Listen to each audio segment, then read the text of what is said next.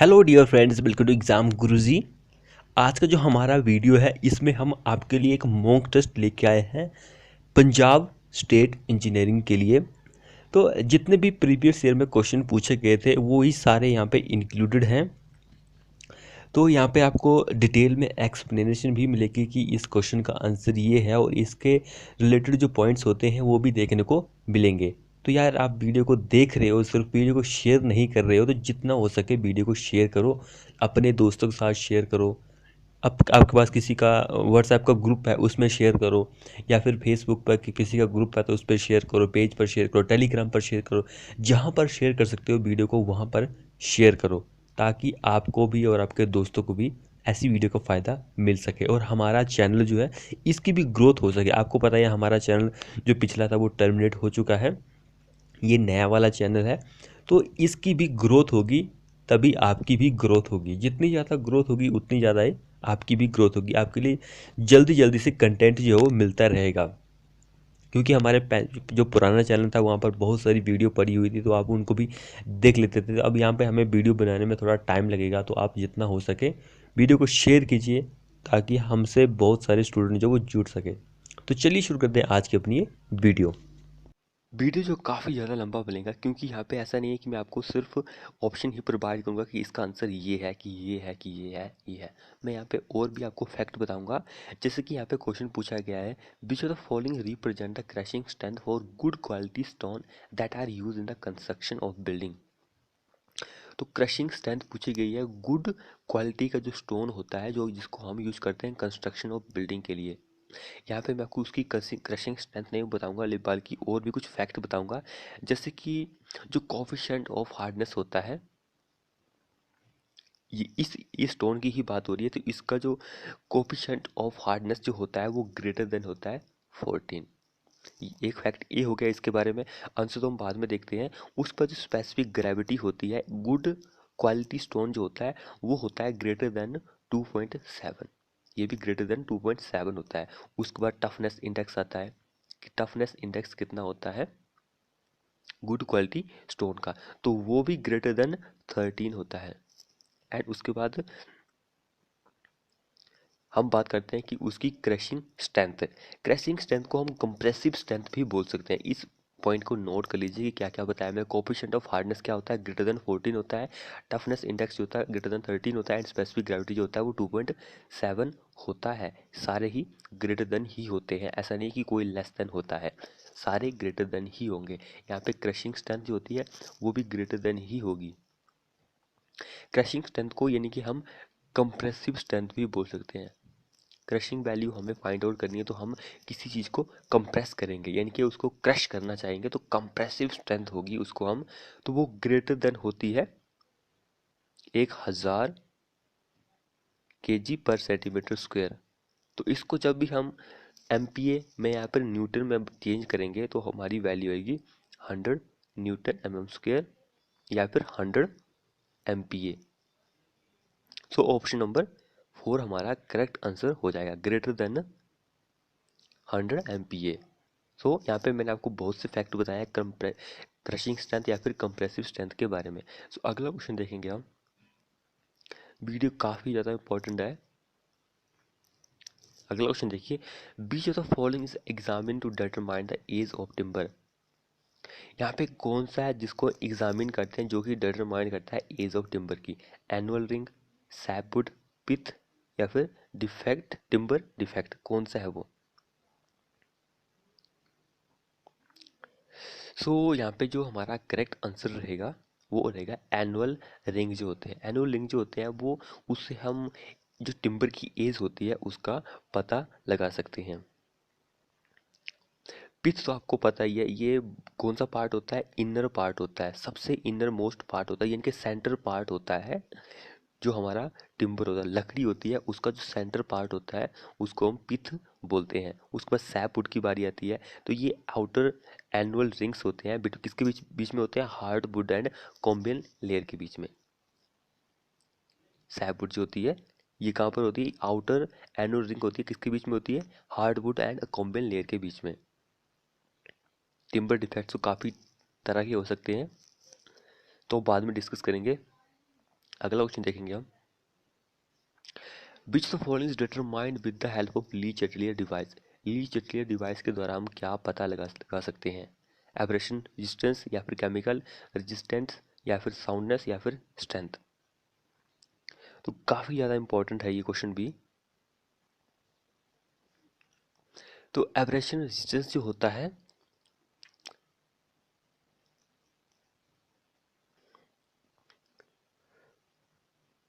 तो ली Chatelier device जो होता है उसको हम डिटरमाइन कर सकते हैं साउंडनेस टेस्ट के द्वारा। साउंडनेस टेस्ट जो होता है इसको हम ली चेटलियर डिवाइस के द्वारा ही फाइंड आउट कर सकते हैं, डिटरमाइन कर सकते हैं। तो ये इस टेस्ट में हम सिर्फ फ्री लाइम के बारे में ही पता लगा सकते हैं, फ्री लाइम्स के बारे में ही पता लगा सकते हैं। तो साउंडनेस से क्या मीनिंग होता है, जब हमारा जो हम साउंड जो हम हमारा जो सीमेंट होता है उसको हम कब साउंड कह सकते हैं कि वो हमारा साउंड सीमेंट है, जब हमारा जो एक्सपेंशन होता है, एक्सपेंशन जो होता है वो लेस देन होता है 10 mm से, तब हम कह सकते हैं कि हमारा जो सीमेंट है वो साउंड है, साउंडनेस नहीं है, साउंड है, जब हमारा एक्सपेंशन लेस देन 10 mm होता है। तो इसका करेक्ट आंसर हमारे पास ऑप्शन नंबर 3 हो जाएगा। स्ट्रेंथ टेस्ट जो होता है हमारे पास उसको हम करते हैं स्टैंडर्ड कंप्रेसिव स्ट्रेंथ टेस्ट के द्वारा। अगला क्वेश्चन देखेंगे हम, the type of motor which is used for construction work carried out in the water logger area. कौन से टाइप का मोटार है जिसको हम यूज करते हैं कंस्ट्रक्शन वर्क जो कि किया जाता है वाटर लॉगर एरिया में, जहाँ पे वाटर की लॉगेज होती है। Cement motor, loser motor, motor of very low consistency, motor having high work water cement ratio. So water logging area के लिए जो हम सीमेंट यूज़ करते हैं, मोटार यूज करते हैं, वो होता है सीमेंट मोटार। ऑप्शन नंबर 1 हमारा करेक्ट आंसर हो जाएगा। सो सीमेंट मोटार जो होता है इसलिए यूज किया जाता है वाटर लॉगिंग एरिया में क्योंकि इसके पास जो हाई स्ट्रेंथ होती है एंड किसी को रजिस्ट करने की प्रॉपर्टी होती है, रजिस्ट करने की प्रॉपर्टी होती है, इसलिए हम इस मोटार को यूज़ करते हैं। एंड अब इसके बाद बारी आती है कि लूज मोटार जो होता है, लूज मोटार जो होता है इसको हम कहाँ पे यूज़ करते हैं, ब्रिक वर्क में यूज़ करते हैं, जहाँ पे हमें लेस इम्पोर्टेंस काम हो, कि हमें उतना ज़्यादा इम्पोर्टेंस नहीं है, तो हम वहाँ पे लूज मोटार को यूज़ करते हैं मेनली ब्रिक वर्क के लिए। इसके बाद बारी आती है motor having high water cement ratio. तो जिसके पास हाई वाटर सीमेंट रेशो होगा उसके पास लो स्ट्रेंथ होगी, लो स्ट्रेंथ होगी तो उसको हम वाटर लॉगिंग एरिया में यूज़ नहीं कर पाएंगे क्योंकि उसके पास लो स्ट्रेंथ होगी। हमें वाटर लॉगिंग एरिया के लिए हाई स्ट्रेंथ वाला चाहिए और उसमें रजिस्टेंस प्रॉपर्टी होनी चाहिए, किसी को रजिस्ट करने की प्रॉपर्टी होनी चाहिए। अगला क्वेश्चन देखेंगे हम, क्वेश्चन देखिए अगला, for M25 grade concrete split tensile strength in term of percentage it's compressive strength is. Split tensile strength पूछा गया है, परसेंटेज में पूछा गया, वो भी M25 ग्रेड के लिए, इट्स कंप्रेसिव स्ट्रेंथ से कितनी होती है। तो जो स्प्लिट टेंसाइल स्ट्रेंथ होती है वो होती है 10 से लेकर 15% लेस होती है, लेस देन किससे, फ्लेक्सुरल फ्लेक्सुरल टेंसाइल स्ट्रेंथ से। स्प्लिट टेंसाइल स्ट्रेंथ जो होती है वो 10 से लेकर 15% लेस देन होती है फ्लेक्सुरल टेंसाइल स्ट्रेंथ से। तो अब हमें पहले सबसे पहले इस क्वेश्चन को फाइंड आउट करने के लिए क्या करना पड़ेगा, फ्लेक्सुरल टेंसाइल स्ट्रेंथ को फाइंड आउट करना पड़ेगा। तो फ्लेक्सुरल टेंसाइल स्ट्रेंथ जो होती है वो कितनी होती है, वो होती है 0.7 अंडर रूट FCK। FCK हमारे पास क्या है 25, तो हम इसको वैल्यू में पुटअप कर देंगे 0.7 इंटू 25 अंडर रूट ये। तो इसको हम सोल्व करेंगे तो 5, 0.75 इंटू 5 इक्वल टू 3.5। तो थ्री फ्लेक्सुरल टेंसाइल स्ट्रेंथ 25 की हमारे पास क्या आ गई 3.5 आ गई अब हमारे पास। तो अब हम स्प्लिट टेंसाइल स्ट्रेंथ को फाइंड आउट करेंगे। 3.5 ओवर ग्रेड क्या दिया गया हमारे पास, 25 दिया गया है, इंटू 100 परसेंटेज में हम निकालेंगे परसेंटेज में। तो इसको जब भी हम सॉल्व करेंगे तो हमारे पास क्या आंसर आएगा, 14%। 14% यानी कि स्प्लिट टेंसाइल स्ट्रेंथ आ गई M25 ग्रेड की। तो 14% अब यहाँ पे हमारे पास कहाँ पे दिया गया है, 7 से लेकर 11, 18 से लेकर, तो ये सारे ऑप्शन तो होंगे नहीं, तो हम इस ऑप्शन को ही सही मानेंगे क्योंकि ये नियर बाय है 7 से लेकर 11%। 11% जो नियर बाय है 14 के। तो ऑप्शन नंबर 1 हमारा करेक्ट आंसर हो जाएगा। अगला क्वेश्चन देखेंगे हम। Which of the following is commonly use as retarder in cement. Retarder जो है कॉमनली कौन सा यूज करते हैं हम, calcium sulphate, gypsum, potassium carbonide, sodium chloride, कौन सा हम यूज करते हैं। तो सबसे पहले हम समझते हैं कि रिटार्डर होता क्या है। रिटार्डर क्या होता है कि ये एक रिटार्ड करने की प्रॉपर्टी होती है। रिटार्ड ये मीन्स कि इंक्रीज करने की प्रॉपर्टी होती है, इसको हम इंक्रीज करने के लिए यूज़ करते हैं। रिटार्डर जो होता है इंक्रीज करने के लिए होता है, एक्सीलरेटर जो होता है वो क्या होता है, रिड्यूस करने के लिए हम यूज़ करते हैं। तो रिटार्डर जो होता है ये क्या इंक्रीज करता है, इनिशियली सेटिंग टाइम जो होता है उसको इंक्रीज करता है। तो सेटिंग टाइम को इंक्रीज करने के लिए इनकी इनिशियली सेटिंग टाइम जो होती है, जो स्टार्टिंग की जो सेटिंग टाइम होती है उसको इंक्रीज करता है। ये जो एक्सीलरेटर होता है वो सेटिंग टाइम को रिड्यूस करता है। तो इसलिए मैंने अब यहाँ पे बताया कि स्टार्टर जो होता है वो इंक्रीज करने का काम करता है एंड एक्सीलरेटर जो होता है वो रिड्यूस करने का काम करता है। तो यहाँ पे अब ऑप्शन की बारी आती है। कैल्शियम सल्फेट एंड जिप्सम ये दोनों ही रिटार्डर के रूप में यूज करते हैं, लेकिन जो मोस्ट कॉमन आंसर होता है वो ऑप्शन नंबर जिप्सम होता है। जिप्सम इसका करेक्ट आंसर हो जाएगा, ऑप्शन नंबर 2। अब बात आती है कि potassium carbide and sodium chloride ये क्या है। तो ये दोनों जो है एक्सीलरेटर है, एक्सीलरेटर है ये दोनों, potassium carbide and sodium chloride. And एक और होता है हमारे पास कैल्शियम क्लोराइड। कैल्शियम क्लोराइड जो होता है ये भी एक एक्सीलरेटर ही होता है।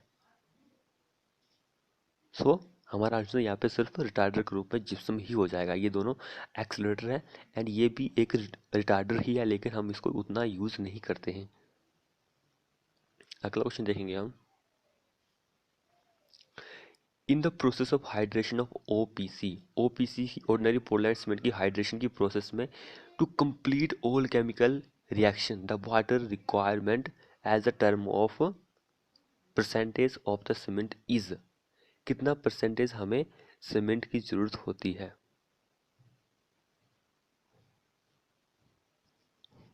सबसे पहले आपको पता होना चाहिए कि अगर कंप्लीट हाइड्रेशन हमें चाहिए तो 23% जो वाटर होता है बाय वेट ऑफ इंग्रेडिएंट, इत 23% जो weight by weight of ingredient का हमें उतना वाटर रिक्वायर्ड होता है परसेंटेज में।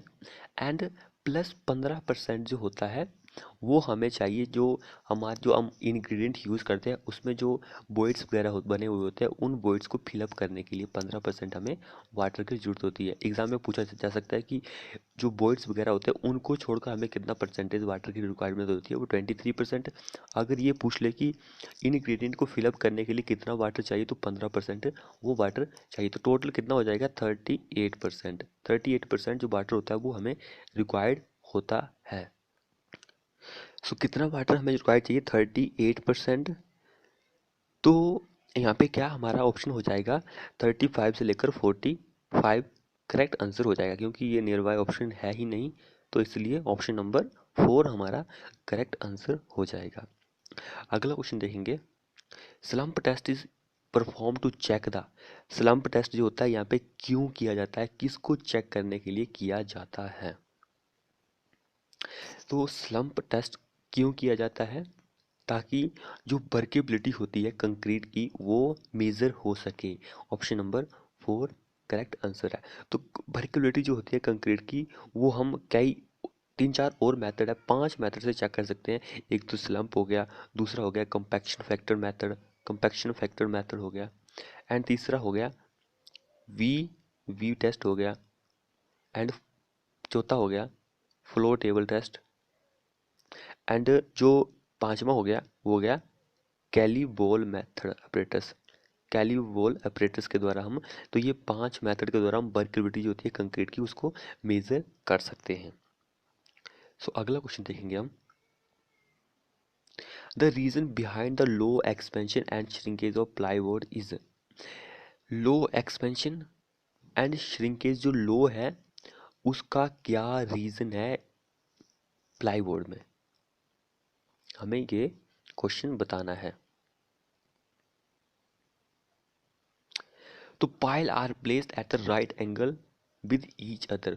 जो पाइल्स बनी होती है प्लाईवुड में, पाइल्स जो होती है उसको हम राइट एंगल में प्लेस करते हैं, इसलिए उसका लो एक्सपेंशन होता है एंड श्रिंकेज भी लो ही होता है, यानी कि ऑप्शन नंबर 1 हमारा करेक्ट आंसर हो जाएगा। अगला क्वेश्चन देखेंगे हम, which one of the following method is use for the approximate estimate. Estimate के लिए कौन सा मेथड हम यूज करते हैं अप्रोक्सीमेट के लिए।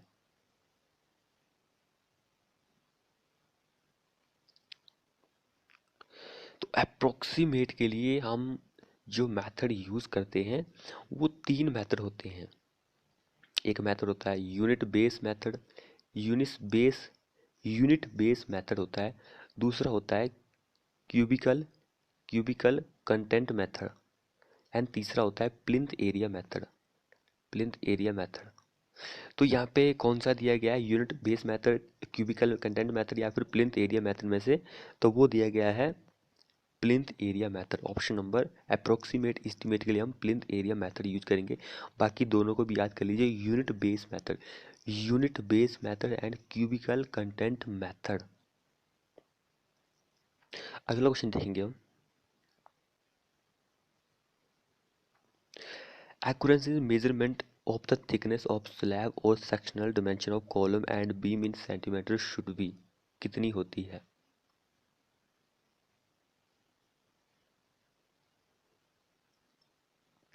सो आपको पता होना चाहिए जो डिमेंशन होती है वो मेज़र की जाती है सेंटीमीटर में। डिमेंशन जो होती है वो मेज़र की जाती है सेंटीमीटर में।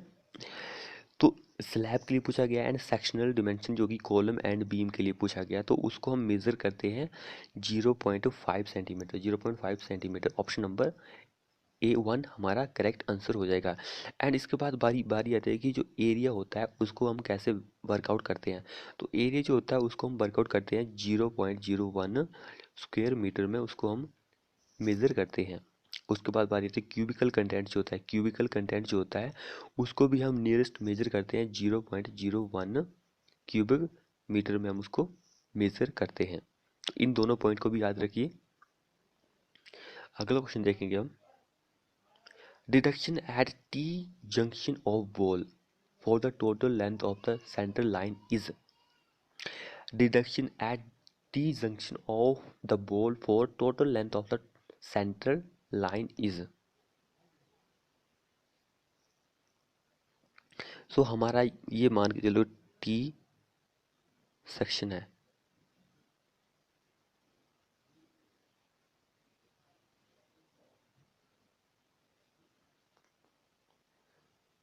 ये हमारी सेंटर लाइन है।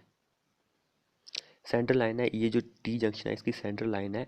तो यहाँ पे बोल रहा है कि ये जो पोर्शन बचता है हमारा ये वाला, इसकी डिडक्शन हम कैसे करते हैं, इसकी डिडक्शन हम कैसे करते हैं। यहाँ से यहाँ तक हमारी इसकी डिडक्शन हम कैसे करेंगे, इसकी डिडक्शन। तो इसकी डिडक्शन जो हम करते हैं वो W/2 करते हैं। W क्या है, थिकनेस ऑफ बॉल। ये हमारी मान के चलो ये हमारी पूरी बॉल है, तो हम W/2 half the thickness of ball, यानी कि ऑप्शन नंबर 1 हमारा करेक्ट आंसर हो जाएगा। अगला क्वेश्चन देखिए अब, स्क्रैप वैल्यू प्रॉपर्टी में भी, स्क्रैप वैल्यू जो होती है प्रॉपर्टी की वो क्या हो सकती है।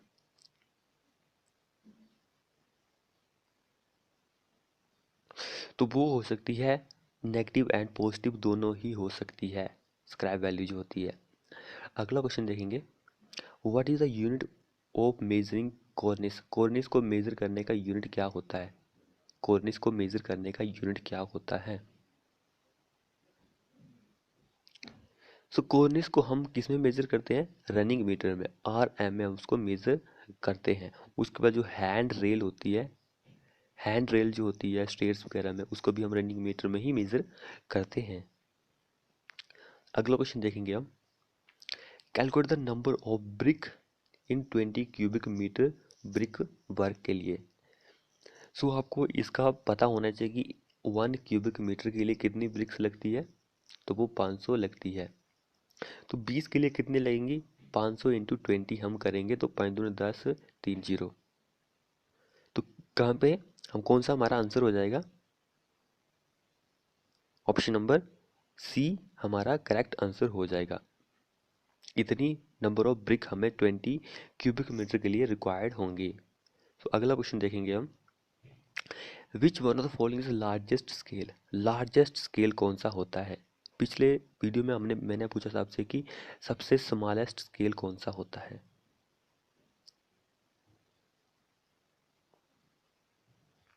लार्जेस्ट स्केल कौन सा होता है, तो लार्जेस्ट स्केल वो होता है जिसका आरएफ जो होता है, रिप्रेजेंटेटिव फैक्टर जो होता है, वो सबसे कम हो, वही हमारा लार्जेस्ट स्केल होता है। तो इसका रिप्रेजेंटेटिव स्केल जो है सबसे छोटा है, तो ये हमारा लार्जेस्ट स्केल है। एंड जो स्मॉलेस्ट स्केल होता है, स्मॉल स्केल, वो ये हो सकता है, ये होता है। अगला क्वेश्चन देखेंगे हम, in transition theodolite the line of sight can be reverse by revolving the telescope through. तो क्या आंसर रहेगा इसका, ये भी काफ़ी ज़्यादा इंपॉर्टेंट क्वेश्चन है। तो वो होता है 180 डिग्री इन वर्टिकल प्लेन में। ऑप्शन नंबर 4 हमारा करेक्ट आंसर हो जाएगा। तो यहाँ पे इसकी डायरेक्शन भी पूछ सकता है, तो ऑपोजिट डायरेक्शन होती है इसकी, ऑपोजिट डायरेक्शन में इसको हम रिवॉल्व कर सकते हैं। एंड इस यहाँ पे ट्रांजिशन के पूछा गया, तो नॉन ट्रांजिशन भी होता है एक, नॉन ट्रांजिशन थ्रेडोलाइट, तो उसको हम 180 डिग्री इन वर्टिकल प्लेन पे थ्रू हॉरिजेंटल एक्सिस पे हम इसको रोटेट नहीं कर सकते हैं, नॉन ट्रांजिशन थ्रेडोलाइट को। तो इसको हम 180 degree in vertical plane by horizontal axis, about its horizontal axis, तो इसको हम रोटेट कर सकते हैं ट्रांजिशन को, लेकिन नॉन ट्रांजिशन को हम नहीं कर सकते। सो अगला क्वेश्चन देखेंगे हम,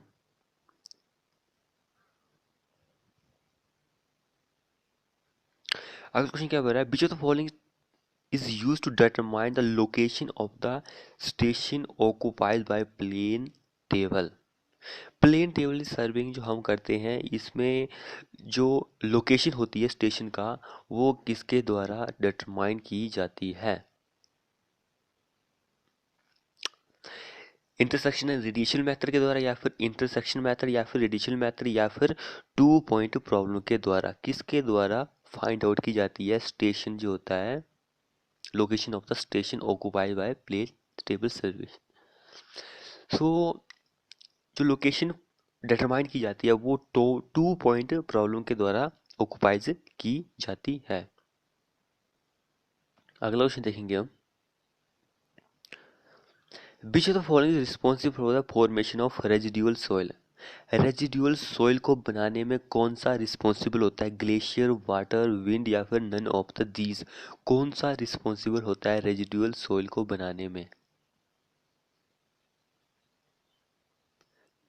सो ग्लेशियर, वाटर, विंड, या फिर नन ऑफ द दीज, कौन सा आंसर रहेगा इसका। तो रेजिडुअल सोल जो होती है वो बनती है वैदरिंग ऑफ रॉक से, वैदरिंग ऑफ रॉक से। सो यहाँ पे option number none of these हमारा करेक्ट आंसर हो जाएगा। अगला क्वेश्चन देखेंगे हम, क्वेश्चन क्या बोल रहा है, which of the following show the correct order of increasing surface area of the given soil। तो इंक्रीजिंग ऑर्डर में हमने लिखना है कि कौन सा, यहाँ पे साइज पूछा गया है कि किसका साइज कितना होता है। तो काफी अच्छा क्वेश्चन है ये।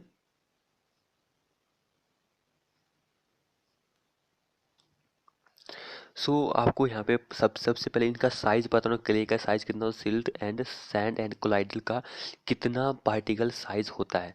तो सबसे पहले हम सैंड से बात करते हैं। तो सैंड का जो साइज होता है वो 0.75 mm से लेकर 4.75 mm तक होता है, यानी कि मिनिमम 0.75 होता है एंड जो 0.075 होता है एंड 4.75 mm जो होता है वो मैक्सिमम साइज होता है सैंड का। उसके बाद जो सिल्ट होती है उसका साइज जो होता है वो 0.202 से लेकर 0.06 होता है। एंड उसके बाद जो क्ले की बारी आती है तो क्ले का जो साइज होता है वो 0.002 होता है, से लेस देन होता है। कोलाइडल जो होता है वो 1 माइक्रोन से भी कम साइज का होता है कोलाइडल। यानी कि हमारा आंसर क्या हो जाएगा, ऑप्शन नंबर, सबसे बड़ा साइज जो होता है वो सैंड का होता है, फिर सिल्ट का होता है, फिर क्ले का होता है, फिर कोलाइडल का सबसे कम साइज होता है। तो इंक्रीजिंग ऑर्डर में यही हो जाएगा, यानी कि इंक्रीजिंग ऑर्डर में लिखना है तो इसलिए sand, silt, clay and colloidal. Colloidal is less than clay, clay is less than silt and silt is less than sand, यानी कि ग्रेटर देन हमारा सैंड होगा। अगला क्वेश्चन देखेंगे हम, what is the assumption made about back of wall in the Rankine theory of earth pressure. जो assumption बनाई गई है बैक फिल ऑफ बॉल के रैनकाइन थ्योरी के अर्थ फ्रेशर के अकॉर्डिंग वो क्या है। काफी अच्छा क्वेश्चन है ये।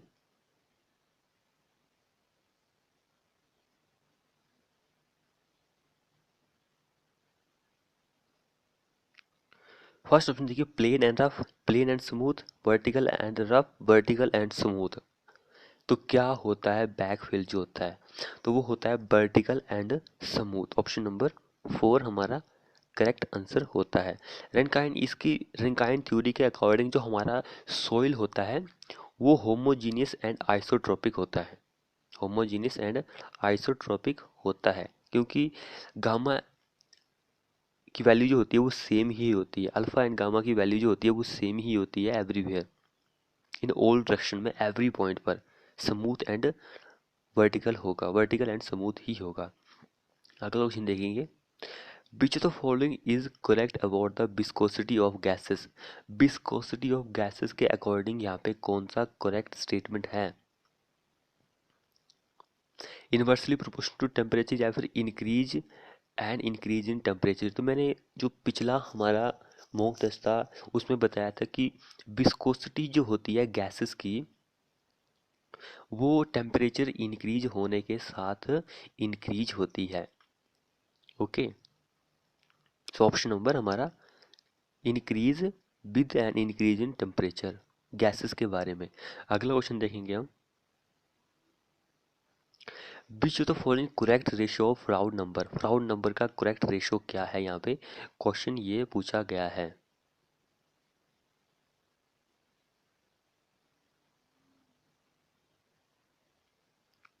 तो फ्राउड नंबर का जो रेशियो होता है वो क्या होता है आपको ये पता होना चाहिए।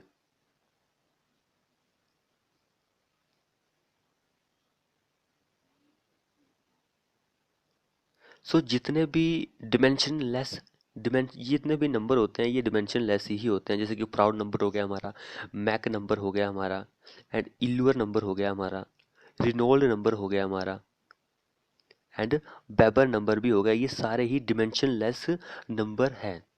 तो इन सभी का आपका जो रेशियो होता है, इनकी डेफिनेशन जो होती है उनको याद करने की मैं आपको ट्रिक बताता हूँ यहाँ पे कि इसकी क्या ट्रिक है। एक मैंने ट्रिक बनाई हुई है।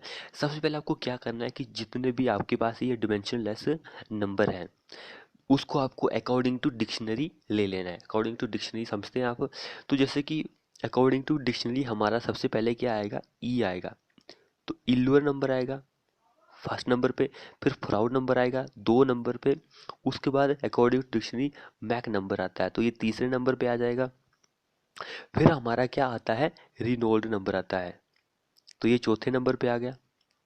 उसके बाद सबसे लास्ट में जो आता है वो बेबर नंबर आता है, बेबर नंबर 5वें नंबर पे आता है। तो ये हमारे 5 हो गए dimension less number.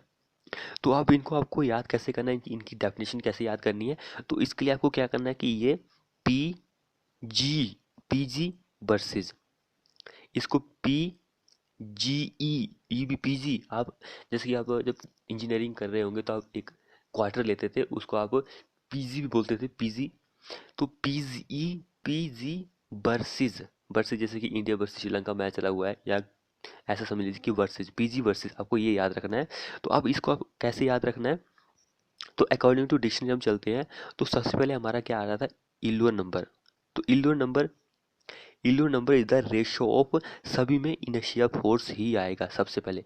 Euler number is the ratio of inertia force to P, P सबसे पहले पी आ रहा है, तो P Euler inertia force to pressure force, P for pressure force आ गया।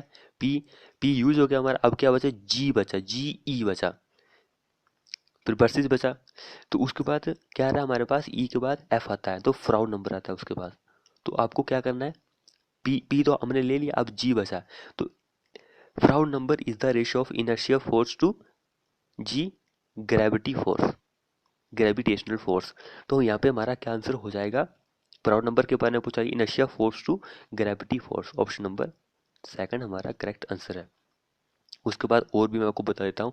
उसके बाद हमारा क्या आ रहा है, रिनोल्ड नंबर आएगा, सॉरी रिनोल्ड नहीं आता है, मैक नंबर आता है, एम पहले आता है, तो मैक नंबर आता है। तो पी और जी तो हमने यूज कर लिया, अब ई की बारी आती है, ई की बारी आती है। तो Mach number is the ratio of inertia force to E for elastic force, elastic force आ गया मैक नंबर। उसके बाद हमारा रिनोल्ड नंबर आएगा, रिनोल्ड नंबर। तो Reynold number is the ratio of inertia force to P G, हमने E भी ले लिया, अब बारी आती है वी की बारी आती है। Reynold number is the ratio of inertia force to V for viscous force. Okay, तो ये भी हो गया हमारा। इसके बाद बारी आती है वेबर नंबर की। तो हमने पी जी ई वी भी ले ली, अब बारी आती है एस की।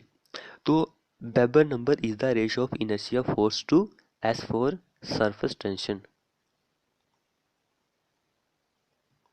ओके, तो ये सारे ही जितने भी डिमेंशनलेस नंबर है हमारे पास, उसका निचोड़ सिर्फ एक ही वर्ड में, पीजी, आपको ये याद रखना, पीजी वर्सेस। सो यहाँ पे हमारा option number second correct answer हो जाता है। अगला क्वेश्चन देखेंगे हम, method of applying water directly to the root zone of the plant is called. Root zone जो होती है, जड़ जोन जो होती है प्लांट की, उसको डायरेक्ट वाटर सप्लाई करने का, उसको हम क्या बोलते हैं, check method, drip drip method, flow method, या फिर स्प्रिंकलिंग मेथड।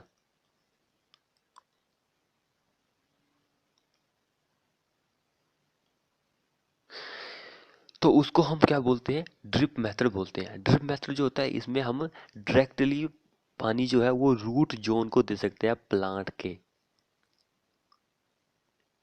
इसमें क्या होता है, रूट ड्रिप जोन में, इसमें आपको मिनिमम लॉसेस होता है, मिनिमम लॉसेस ऑफ इवेपोरेशन होता है। सो अगला क्वेश्चन देखेंगे हम,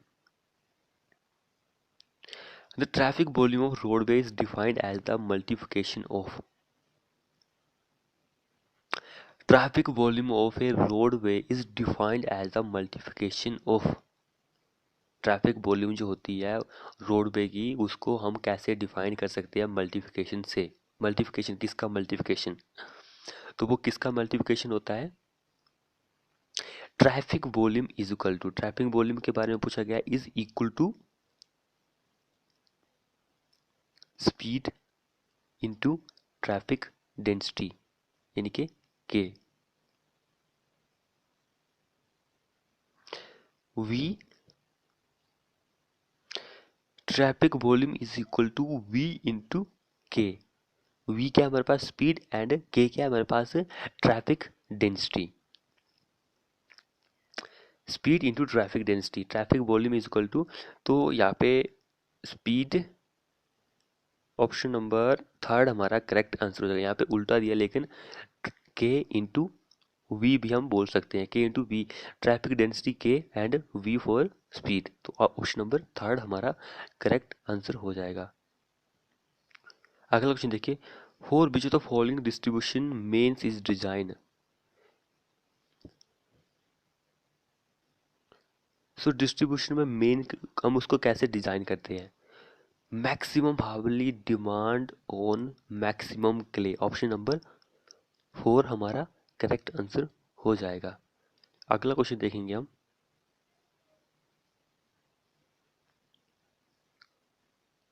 which of the following statement is true? कौन सी स्टेटमेंट ट्रू है? 1 एंड 2 कौन सी स्टेटमेंट जो है वो मोस्ट सही स्टेटमेंट है, कौन सी है वो? सो क्वेश्चन क्या बोल रहा है, फर्स्ट यहाँ पे स्टेटमेंट पढ़ लेते हैं हम। Most of the load apply to the building are environmental load. जो मोस्ट ऑफ द लोड होता है जो बिल्डिंग को अप्लाई किया जाता है वो मेनली कौन सा होता है? Dead load and live load. Dead load and live load जो होता है मोस्ट अप्लाइड लोड होता है बिल्डिंग के लिए। तो हमारी ये स्टेटमेंट गलत है। सेकंड स्टेटमेंट देखिए, most of the load are dead formed by live load. तो ये बिल्कुल सही स्टेटमेंट है। जो मोस्ट ऑफ द लोड होता है वो डेड लोड होता है जो फॉर्म होता है लाइव लोड की वजह से। So only B statement is the correct statement हो जाएगी। अगली स्टेटमेंट देखेंगे हम, अगला क्वेश्चन देखेंगे हम। How does the increase in the pitch of the roof affect the amount of load that can be placed on it?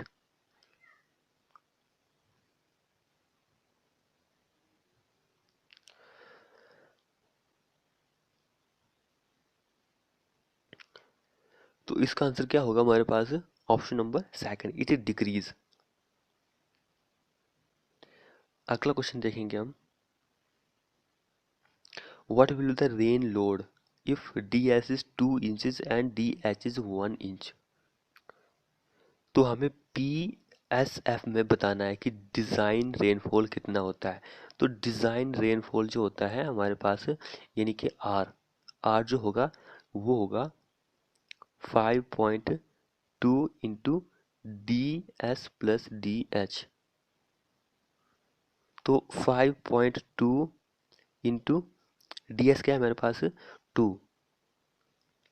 और DH कितना है? 1 है। तो कितना आएगा हमारे पास? हम जब इसको कैलकुलेट करते हैं तो आएगा हमारे पास 15.6 PSF।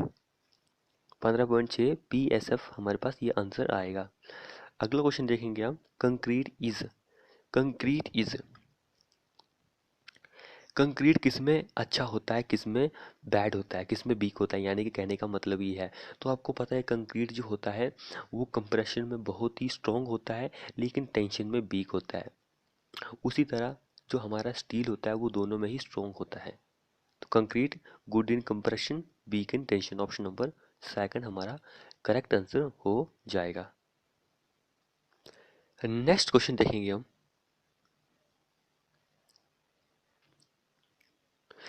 If a system has more equation of equilibrium than number of forces, then the system is। काफ़ी अच्छा क्वेश्चन है। अगर कोई सिस्टम है उसके पास मोर इक्वेशन है किसकी? इक्विलिब्रियम की। देन नंबर ऑफ फोर्सेस जो होंगी सिस्टम में वो कौन सी होंगी? क्या आंसर रहेगा इसका? सो आप भी अपना स्कोर जो है कमेंट बॉक्स में लिख सकते हैं कि आपने 85 में कितना स्कोर किया है। तो हम ये मॉक टेस्ट की सीरीज जो है शुरू कर रहे हैं। अगर आपको वीडियो अच्छी लगे तो वीडियो को शेयर जरूर करें ताकि आपको ऐसी वीडियो का फ़ायदा मिल सके। जितना आप शेयर करेंगे उतना ही ज़्यादा आपको ऐसी ऐसी वीडियो जो बहुत ही जल्द मिलेगी। सो इसका जो करेक्ट आंसर रहेगा वो पार्शियली कंस्ट्रेंड रहेगी। ऑप्शन नंबर सेकंड हमारा करेक्ट आंसर हो जाता है। अगला क्वेश्चन देखेंगे हम। Which of the following material is not used in making trusses? कौन सा मटेरियल है जिसको हम यूज नहीं करते हैं ट्रसेस बनाने के रूप में? सो ट्रस बनाने के लिए हम किस किस मटेरियल को यूज नहीं करते हैं? वुडन ट्रस को हम करते हैं, मेटल बार को भी हम करते हैं, चैनल को भी हम ट्रस के रूप में यूज करते हैं, लेकिन कंक्रीट को नहीं करते हैं क्योंकि ये एक ब्रिटल मटेरियल होता है। कंक्रीट जो होता है ये ब्रिटल मटेरियल होता है एंड ये इसमें टेंशन नहीं होती है, यानी कि ये टेंशन को नहीं पैदा कर सकता अपने। आपको पता है कि कंक्रीट जो होता है वो कंप्रेशन में स्ट्रॉन्ग होता है, लेकिन किस में वीक होता है, वो टेंशन में वीक होता है। तो ट्रसेस के लिए हमें टेंजाइल जिसमें प्रॉपर्टी होती है वो उसकी ही ज़रूरत पड़ती है। तो यहाँ पे हमारा हम कंक्रीट मटेरियल को यूज नहीं करते फॉर मेकिंग ऑफ ट्रसेस। अगला क्वेश्चन देखेंगे हम। In a trusses it is assume that the member are join bye.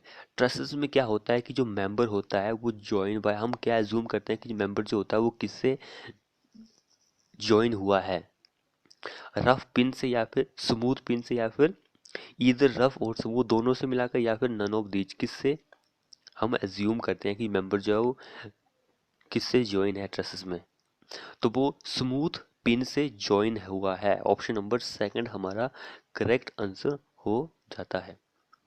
अगला क्वेश्चन देखेंगे हम।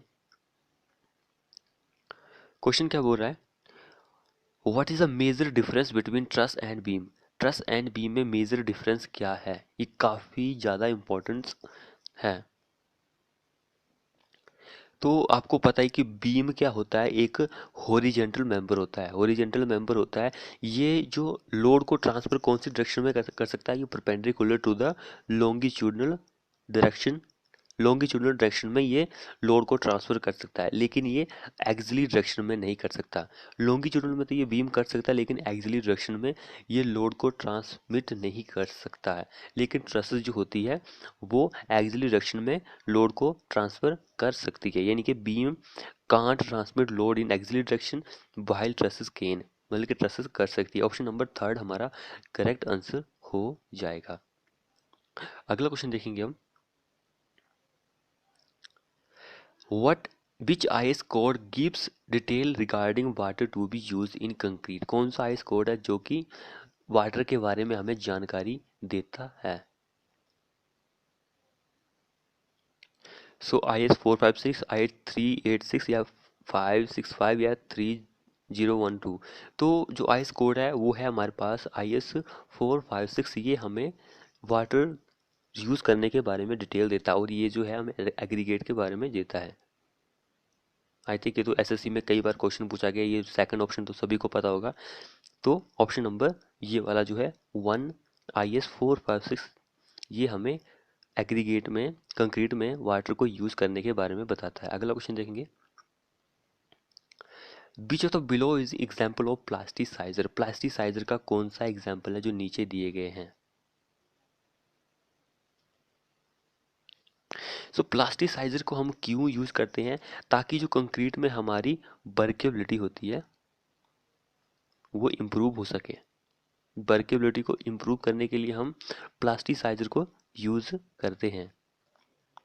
सो प्लास्टिसाइजर हम क्यों यूज करते हैं, वर्केबिलिटी को इम्प्रूव करने के लिए हम यूज करते हैं, विदाउट वाटर सीमेंट रेशो को आगे पीछे किए हुए। सो हमारे पास जो एड प्लास्टिसाइजर होता है तो वो होता है हाइड्रो ऑक्सीलेटर कार्बोलिसिस एसिड, ये हमारे पास प्लास्टिसाइजर है। एंड जो फ्लोरोसिलिकेट है, फ्लोरोसिलिकेट सिलिकेट जो है वो वाटर टाइटनेस के रूप में हम एडमिक्सचर के रूप में हम इसको यूज करते हैं। वाटर टाइटनेस के रूप में, एडमिक्सचर के रूप में हम इसको फ्लोरोसिलिकेट जो होता है उसको हम यूज करते हैं एडमिक्सचर के रूप में, वाटर को टाइट करने के लिए, वाटर टाइटनेस के रूप में। अगला जिप्सम तो आपको पता है ये रिटार्डर के रूप में हम इसको यूज करते हैं, इनिशियली सेटिंग टाइम को ये इंक्रीज करता है। सुर्खी जो होती है वो क्या है, वो एक एडमिक्सचर है जिसको हम यूज करते हैं मिनरल एडमिक्सचर के रूप में, मिनरल एडमिक्सचर के रूप में यूज करते हैं। तो हमारा फर्स्ट ऑप्शन इसका करेक्ट आंसर हो जाएगा। अगला क्वेश्चन देखेंगे हम। How many method of batching of concrete are there. Batching करने के कितने तरीके होते हैं कंक्रीट के।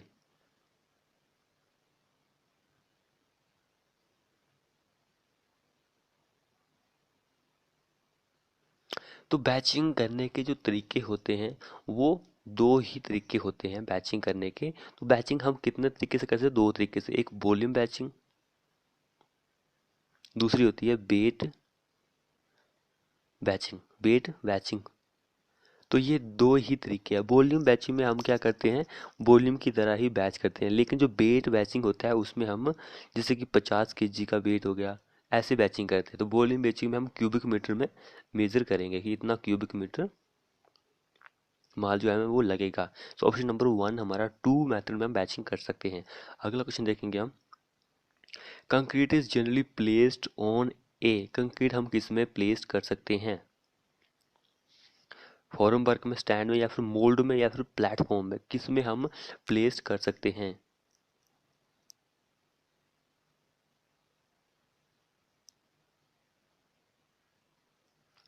सो कंक्रीट जो होता है उसको हम प्लेस कर सकते हैं फॉर्म वर्क में। ऑप्शन नंबर 1 हमारा करेक्ट आंसर होता है। कास्टिंग के बाद हम कंक्रीट को प्लेस ही करते हैं फॉर्म वर्क में, तभी हमारा स्लैब वगैरह, बीम्स वगैरह, कॉलम्स वगैरह जो कंक्रीट का स्ट्रक्चर होता है वो कंप्लीट होगा।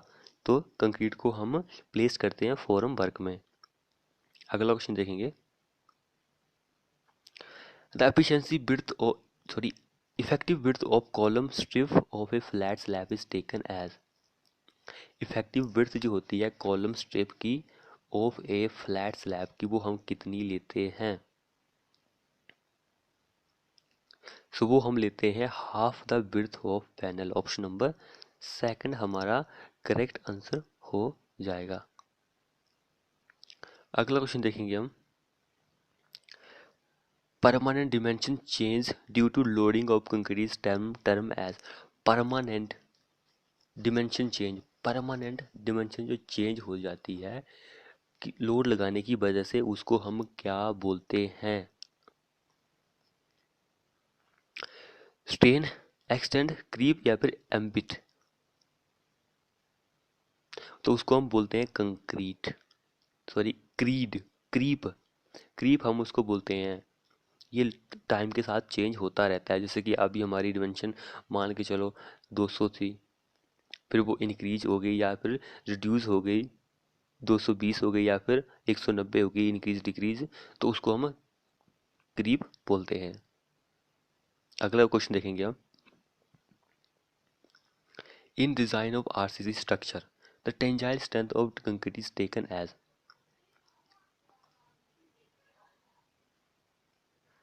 तो आरसीसी को डिजाइन करने के बारे में तो हम टेंजाइल स्ट्रेंथ जो होती है कंक्रीट की वो कितनी लेते हैं, 5 न्यूटन पर एम स्क्वायर, 2 न्यूटन पर एम स्क्वायर, 0.3 न्यूटन पर एम स्क्वायर, या फिर नन ऑफ दीज।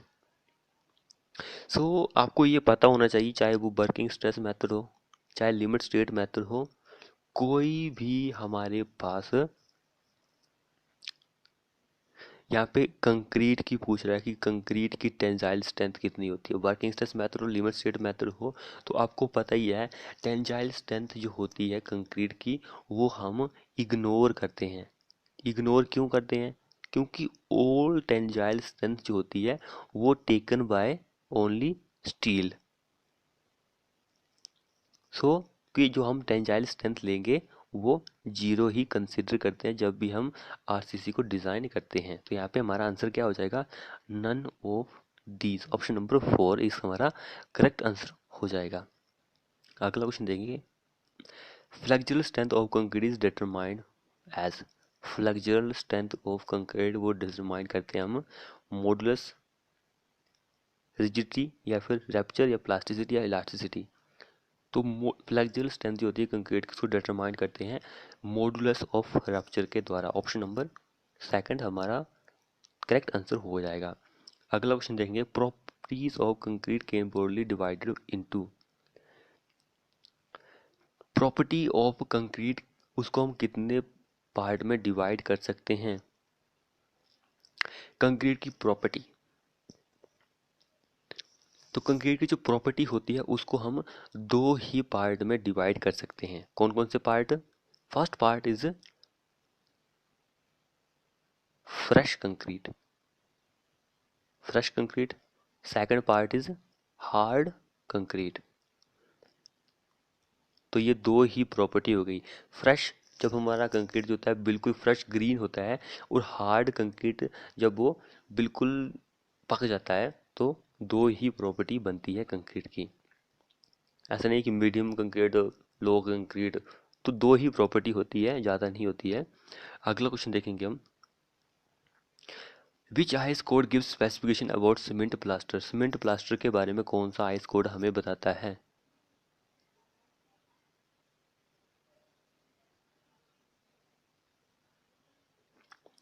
तो कौन सा आईएस कोड बताता है हमें? तो वो है आईएस 1661 1972 कोड। ऑप्शन नंबर 4 हमारा करेक्ट आंसर होगा। 1972 ये हमें क्या देता है? Cement and cement lime plaster के बारे में ही बताया। सीमेंट का प्लास्टर हो चाहे लाइम प्लास्टर हो, तो वो प्लास्टर के बारे में ही जानकारी हमें देगा। अगला क्वेश्चन देखेंगे हम,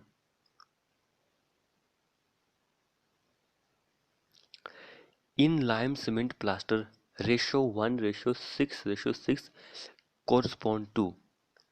सीमेंट लाइम का प्लास्टर है, उसमें रेशो बोला गया है 1:1:6। ये क्या हमें बताता है? सो आपको पता ही है, तो जिसमें लाइम एंड सीमेंट दोनों ही यूज होते हैं उसको हम गेज मोटार बोलते हैं, gauge motor. So 1 is cement, 1 is sand and 6 is sand, sorry, 1 is cement and 1 is lime and 1 is sand। So option number हमारा सेकंड इसका करेक्ट आंसर हो जाता है। अगला क्वेश्चन देखेंगे, on which of the followings does the correct proportion of ingredient of concrete depend upon.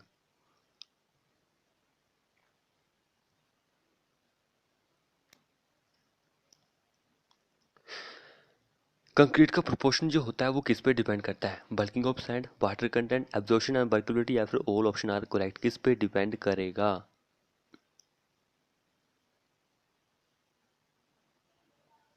तो concrete का जो प्रोपोर्शन होता है, इंग्रेडिएंट जो होता है उसका प्रोपोर्शन जो होता है वो डिपेंड करता है हमारे पास उसकी मिक्स कंसिस्टेंसी कितनी है, शेप ऑफ एग्रीगेट कैसी है, एंड टेक्सचर कैसा है एग्रीगेट का, एंड एडमिक्सचर कौन सा यूज कर रहे हैं हम, and bulking of sand, water content and absorption and workability. तो ये कंटेंट है जिस पे डिपेंड करेगा, यानी कि ऑल ऑप्शन आर करेक्ट। अगला क्वेश्चन देखेंगे हम, which of the following statement is false. कौन सी स्टेटमेंट जो है वो फॉल्स है, गलत है? फर्स्ट स्टेटमेंट देखिए, workability of concrete mix decrease with an increase in the moisture content. काफ़ी अच्छा क्वेश्चन है ये। सो वर्केबिलिटी डेफिनेशन तो आपको पता ही होगा। तो वर्केबिलिटी का क्या मीनिंग होता है कि जैसे कि जैसे जैसे हम पानी ज़्यादा डालेंगे, मॉइस्चर कंटेंट जो है आपका वो इंक्रीज होगा, तो मतलब कि काम करने को उतना ही आसानी आपको होगी।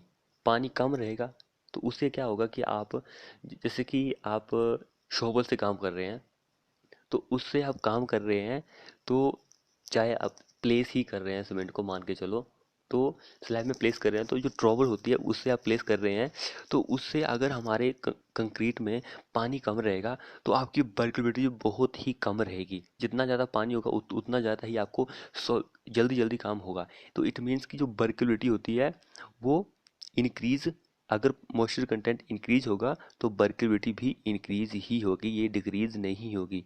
तो यही फॉल्स स्टेटमेंट है। Workability of concrete mix increase होगी अगर पानी भी इंक्रीज होगा तो। अगला देखिए, concrete for which preliminary test are conductor is called controller concrete. तो जिस पर प्रीलिमिनरी टेस्ट किया जाता है उसको हम कंट्रोलर कंक्रीट बोलते हैं। तो ये सही स्टेटमेंट है। Bulking of sand depend upon the fineness of grain, तो ये भी सही है। सिर्फ ये पहला ही गलत है, सिर्फ यहाँ पे इंक्रीज ही आएगा। अगला क्वेश्चन देखेंगे हम, which of the following statement false. कौन सी स्टेटमेंट फॉल्स है हमें ये बताना है। फर्स्ट देखिए, space between the exterior wall of the warehouse and bag pile should be 30 centimetre. तो ये बिल्कुल सही है। अगले, cement bag should preferably be play pile on wooden plank, तो ये भी सही है। Cement bag should be place such the bag of one layer does not touch the back of the adjust layer, तो ये भी सही है। तो कोई भी स्टेटमेंट गलत नहीं है, सारी ही स्टेटमेंट सही है। अगला क्वेश्चन देखेंगे हम। अब कौन सी स्टेटमेंट गलत है, अब हमें ये भी बताना है। With passage of time strength of concrete cement increase, तो ये गलत है। पैसेज ऑफ टाइम, अगर हम सीमेंट को स्टोर करके रखते हैं कुछ दिनों तक, महीनों तक, तो हमारी स्ट्रेंथ जो है वो डिक्रीज होगी, ना कि इंक्रीज होगी। ये सिंपल सा क्वेश्चन है, यहाँ पे कुछ ज़्यादा दिमाग लगाने की जरूरत नहीं है, बाकी तो बिल्कुल सही है। With passage of time the strength of concrete decrease, तो ये सही है। After a period of 24 month the strength of cement reduce 50%, तो ये भी सही है। The concrete made with storage deterioration cement gain strength with time, तो ये बिल्कुल सही है। तो सिर्फ पहली स्टेटमेंट गलत है, बाकी सारी स्टेटमेंट सही है। अगला क्वेश्चन देखेंगे हम। Transport of concrete bye pump is done for a distance of, अगर हमें सीमेंट को ट्रांसपोर्ट करना है, कंक्रीट को सॉरी, तो आपको पता है पंप के द्वारा हम कंक्रीट को ट्रांसफ़र कर रहे हैं, तो कितने मीटर तक हम ट्रांसफ़र कर सकते हैं? 1000, 100 मीटर, 200 मीटर, 300 मीटर, 400 मीटर। तो अगर हम पंप से ट्रांसपोर्ट कर रहे हैं तो हमारी हाइट जो है, वर्टिकल हाइट, जो हाइट या वर्टिकल भी बोल सकते हैं, वर्टिकल में या हाइट में, तो 400 मीटर तक हम उसको ट्रांसपोर्ट कर सकते हैं। अगर हॉरिजॉन्टल बात हो रही है, हॉरिजॉन्टल प्लेन की बात हो रही है, हॉरिजॉन्टल में तो 2000 मीटर तक हम ट्रांसपोर्ट कर सकते हैं पंप के द्वारा, 2000 मीटर तक हम ट्रांसपोर्ट कर सकते हैं। तो यहाँ पे सिर्फ हमारा आंसर ऑप्शन नंबर 4 हो जाएगा, 400 मीटर तक, क्योंकि 2000 तो दिया नहीं है कहीं पर, तो हम इट मीन्स कि वो हाइट के बारे में ही पूछ रहा है, वर्टिकल के बारे में ही पूछ रहा है कि वर्टिकल या फिर हाइट में आप कंक्रीट को कितनी हाइट तक पंप के द्वारा ट्रांसपोर्ट कर सकते हैं। तो 400 मीटर इसका करेक्ट आंसर हो जाएगा। अगला क्वेश्चन देखेंगे हम। The compression in PSC is done by dash of high strength tender, ये भी काफी अच्छा क्वेश्चन है।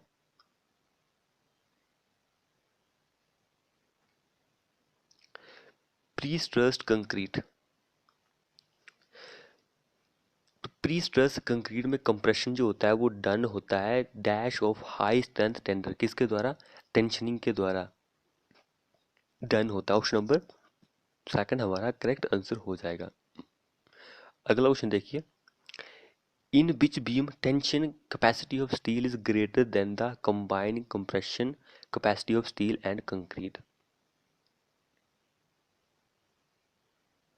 तो वो होती है ओवर रेनफोर्स बीम में। ओवर रेनफोर्समेंट में आपको टेंशन कैपेसिटी जो होती है वो ग्रेटर देन होती है combined compression capacity of steel and concrete के मुकाबले, क्योंकि टेंशन कैपेसिटी जो होती है ओवर रेनफोर्समेंट में स्टील जो होता है वो ज़्यादा होता है, इसलिए ओवर रेनफोर्समेंट होता है, इसलिए टेंशन कैपेसिटी जो होगी वो ज़्यादा होगी as compare to compression capacity के मुकाबले।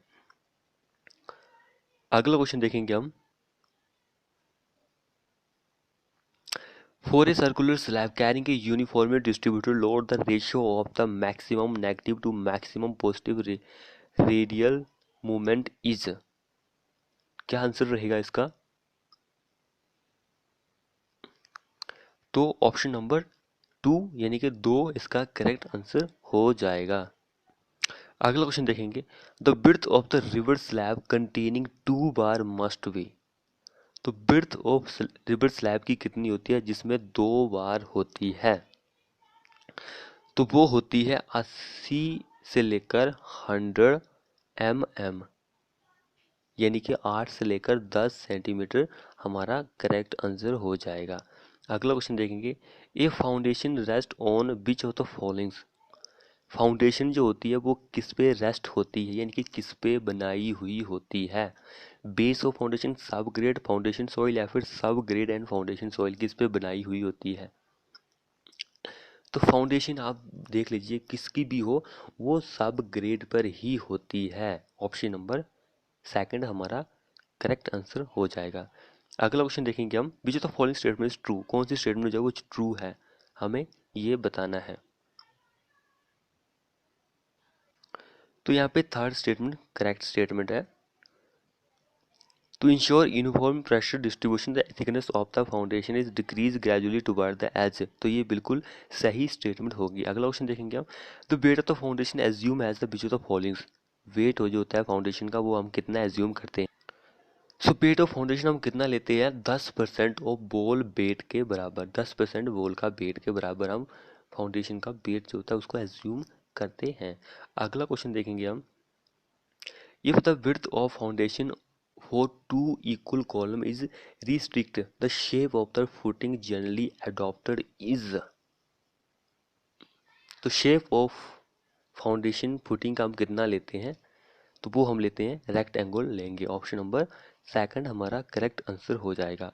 अगला क्वेश्चन देखिए। Maximum shear stress theory of the failure of a material at the elastic limit, इसको हम क्या बोलते हैं।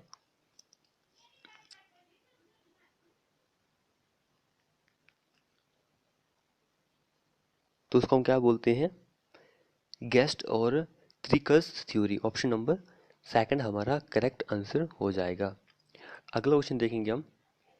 When not specified the volume of steel in RCC work is taken as. जब स्पेसिफाई यानी कि दिया नहीं हुआ है तो वॉल्यूम ऑफ स्टील हम कितनी लेते हैं। काफी अच्छा क्वेश्चन है ये।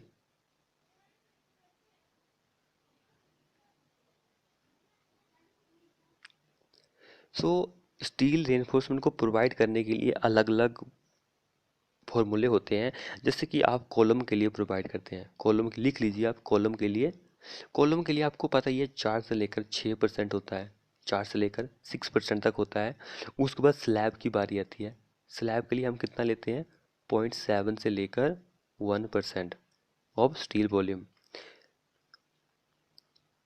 उसके बाद बारी आती है हमारे पास लिंटल की बारी आती है। तो लिंटल के लिए हम कितना लेते हैं 0.7 से लेकर 1%। फाउंडेशन के लिए हम कितना लेते हैं, जो फाउंडेशन में हम स्टील प्रोवाइड करते हैं तो वो होता है 0.5 से लेकर 0.8%। हम यहाँ पे कंसिडर कर लेते हैं 0.6 से लेकर 1% ऑफ आरसीसी वॉल्यूम हमारा करेक्ट आंसर हो जाएगा। ये 4 से लेकर 6% किसका हो गया, कॉलम के लिए हो गया। अगला क्वेश्चन देखेंगे हम। The ratio of maximum shear stress to average shear stress of circular beam is. कितना रेशियो होता है। कितना होता है 4/3। ऑप्शन नंबर 3 हमारा करेक्ट आंसर हो जाएगा। अगला क्वेश्चन देखिए। The property of material by which it can be beaten और rolled into plastic plate is called. उसको हम क्या बोलते हैं, डक्टिलिटी, प्लास्टिसिटी, इलास्टिसिटी या नन ऑफ दीज। तो नन ऑफ दीज हमारा करेक्ट आंसर होगा। उसको हम बोलते हैं मेलेबिलिटी। तो इलास्टिसिटी क्या होती है, जब भी कि हम किसी बॉडी पर लोड लगाते हैं तो उसकी शेप चेंज हो जाती है। लोड लगाने पर लोड जब हम हटाते हैं तो उसकी शेप वही हो जाती है। इलास्टिसिटी में ऐसा नहीं होता है। Option number none of these 4 हमारा करेक्ट आंसर हो जाएगा। अगला क्वेश्चन देखिए। What is the maximum limit to Poisson ratio. Poisson ratio की मैक्सिमम लिमिट क्या होती है।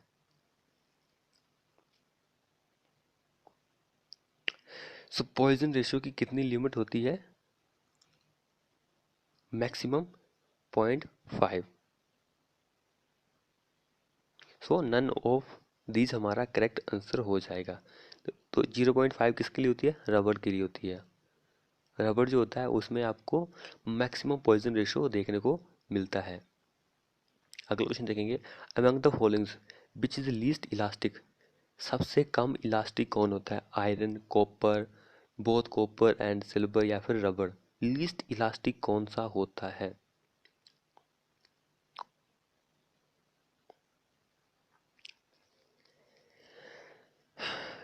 आपको सभी के बारे में पता होना चाहिए कि किसमें कितनी होती है।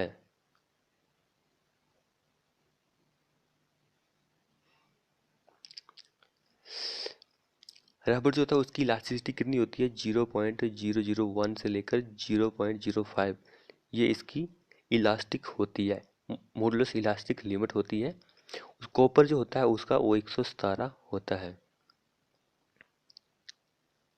सबसे ज़्यादा जो होती है वो आयरन की होती है 210। जीपीए में वैल्यू है ये, जीपीए गीगा पास्कल। सो लीस्ट रबड़ में ही होती है, ऑप्शन नंबर 4। अगला क्वेश्चन देखेंगे हम। क्वेश्चन क्या बोल रहा है अगला, if a composite bar of steel and copper is heated than copper bar will be under. Copper and steel bar को अगर आप हीट करते हैं तो कॉपर बार जो होगी वो किस में होगी, टेंशन में होगी, शेयर में, टॉर्जन या फिर नन ऑफ दीज में होगी। सो आपको पता ही है जब आप स्टील एंड कॉपर को हीट करते हैं तो कॉपर मेंबर जो होता है वो एक्सपैंड होने की कोशिश करता है, एक्सपैंड होने की कोशिश करेगा स्टील के, देन स्टील मेंबर के मुकाबले। तो उसको स्टील जो होगा वो रोकेगा, एक्सपैंड होने से रोकेगा। तो हमारा कॉपर मेंबर जो होगा वो किस में होगा, कंप्रेशन मेंबर में होगा, अंडर कंप्रेशन होगा। नन ऑफ दीज हमारा करेक्ट आंसर होगा। यानी कि यहाँ पे कंप्रेशन दिया हुआ होता तो आंसर कंप्रेशन होना था, अभी नन ऑफ दीज 4 आंसर होगा हमारा। अगला क्वेश्चन देखेंगे हम। Pick up the incorrect statement from the following. The torsional resistance of a shaft is directly proportional to। तो किसके प्रोपोर्शनल होती है, वो होती है moment of inertia of shaft section. Option number 4 हमारा करेक्ट आंसर हो जाएगा। अगला क्वेश्चन देखेंगे हम। The net sectional area of tension member is equal to its cross sectional area. तो वो होता है minus the area of riveted hole. Option number 4 हमारा करेक्ट आंसर हो जाएगा। अगला क्वेश्चन देखेंगे हम। When a tension member consists of two channel section, the allowance for rivet hole is made for two hole from। तो क्या answer रहेगा इसका, ईच वेब और one hole from each place whichever is more। Option number 3 हमारा correct answer हो जाएगा। अगला question देखेंगे हम।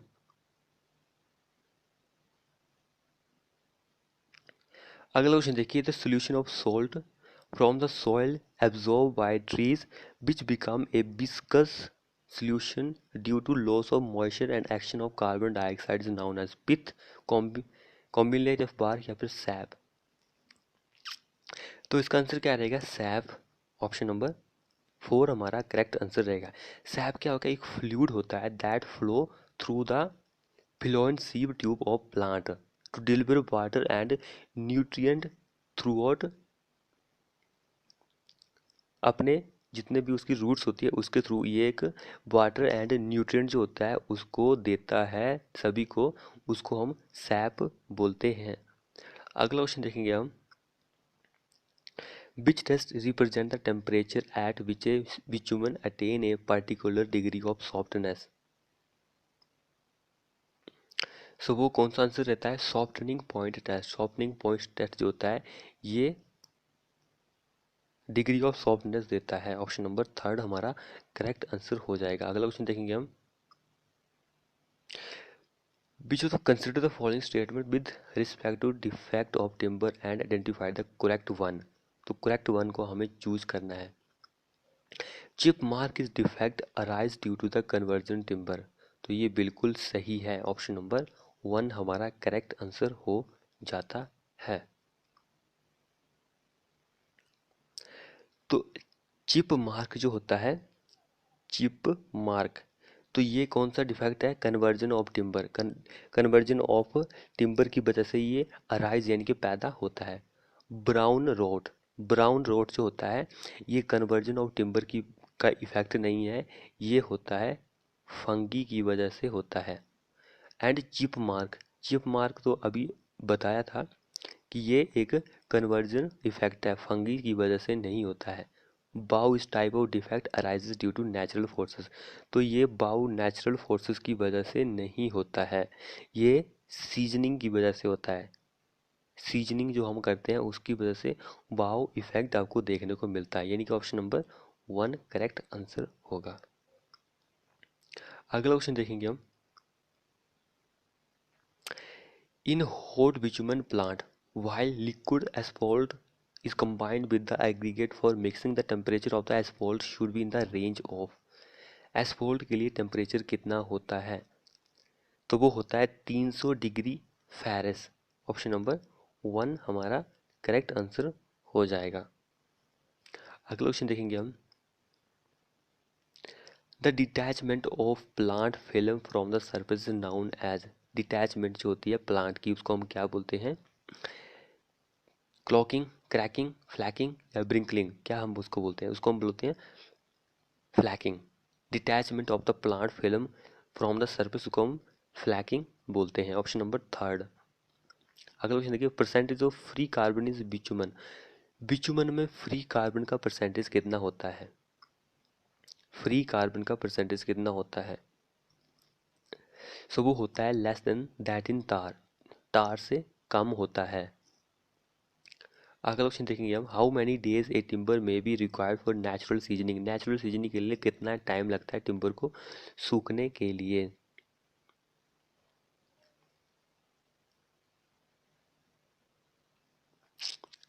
सो यहाँ पे दो है। नेचुरल सीजनिंग के लिए जो टाइम लगता है वो लगता है 4 से लेकर 6 मंथ लगते हैं। लेकिन अगर आप उसको गिराते हैं, फेल्ड करते हैं, तो उसको 1 ईयर भी लग सकता है, 1 ईयर भी लग सकता है। नेचुरल सीजनिंग के लिए 4 से लेकर 6 मंथ लग सकते हैं। अगला क्वेश्चन देखेंगे हम।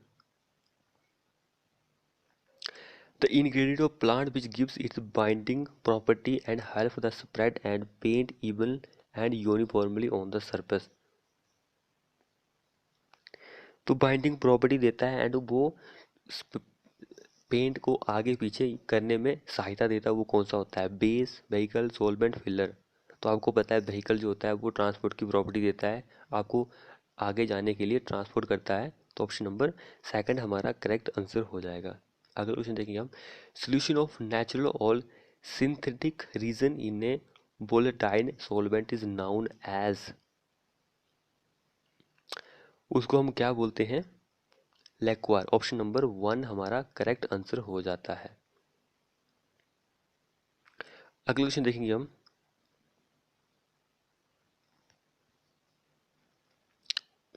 To obtain cement dry powder limestone and shale or their slurry in burnt in the rotatory kiln temperature between। कितने टेम्परेचर पे हम बर्नट करते हैं? तो 14 से लेकर 1500 डिग्री सेल्सियस पे हम उसको टेम्परेचर पे हम उसको बर्नट करते हैं, जलाते हैं। अगला क्वेश्चन देखेंगे आप। The approximate composition of iron oxide in ordinary Portland cement is about. Iron oxide का कितना परसेंटेज होता है ऑर्डिनरी पोर्टलैंड सीमेंट में? तो वो होता है 0.5 से लेकर 6% आयरन ऑक्साइड का कंटेंट होता है। अगला क्वेश्चन देखेंगे हम। Which of below is not property of ferro cement. Ferro cement की कौन सी प्रॉपर्टी नहीं है? Strength per unit mass is low. तो ये प्रॉपर्टी नहीं है, बाकी ये सारी प्रॉपर्टी है उसकी। अगला क्वेश्चन देखेंगे। Dash is added to make white cement. White cement को बनाने के लिए हम क्या ऐड करते हैं? तो हम उसमें ऐड करते हैं पोजोलैनिक मटेरियल ऐड करते हैं। पोजोलैनिक मटेरियल हम उसको ऐड करते हैं, उसको हम बोलते हैं मेटाकाओलिन। ऑप्शन नंबर 2 हमारा करेक्ट आंसर हो जाएगा। अगला क्वेश्चन देखिए हम। Pozzolana is essentially a siliceous material containing clay up to. Pozzolana जो है वो एक सिलिशियस मटेरियल है जिसमें क्या होता है, क्ले कितने परसेंट तक होती है? वो होती है 80% तक। ऑप्शन नंबर 4 हमारा करेक्ट आंसर हो जाएगा। अगला क्वेश्चन देखेंगे हम।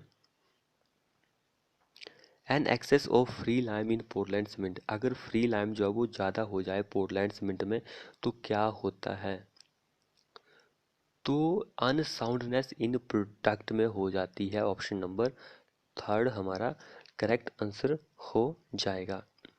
अगला क्वेश्चन देखेंगे। For the repair of road.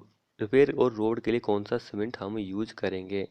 तो वो रैपिड हार्डनिंग सीमेंट हम यूज करते हैं। अगला क्वेश्चन देखेंगे, difference of 28 days compressive strength and 7-day compressive strength is higher for?